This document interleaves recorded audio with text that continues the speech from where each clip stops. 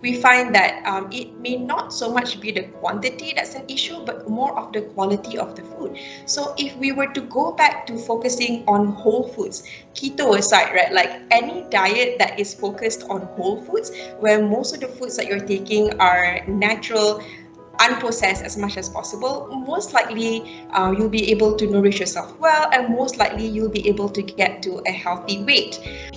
And one more thing that is very important about the mind is for us to recognize what is within our control and what is beyond our control. What is beyond our control, we have no power over that. The economy, the country, certain things that are going on, we have no control over that. But what's within our control is how we choose to respond to things. When it comes to happiness, maybe I would like to ask you, do you want to be, if spending makes you happy, do you want to be happier?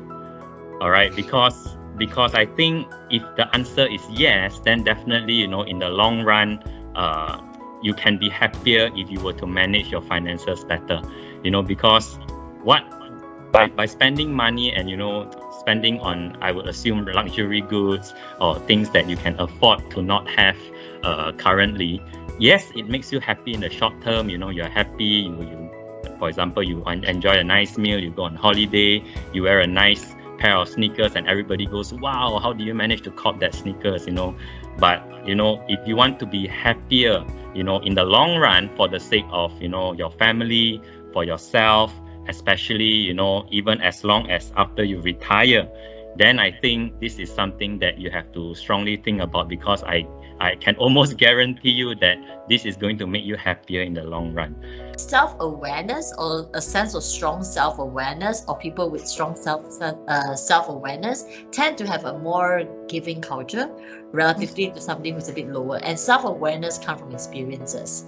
Okay, so whether it can be trained or not, yes, self-awareness can be trained. You can learn to reflect better, understand yourself better. But like all things in training, it has to be wanted. You gotta want to be self-aware. If a person, like say, if you don't like to learn coding, I teach you every coding language in the world, you will never be able to learn it.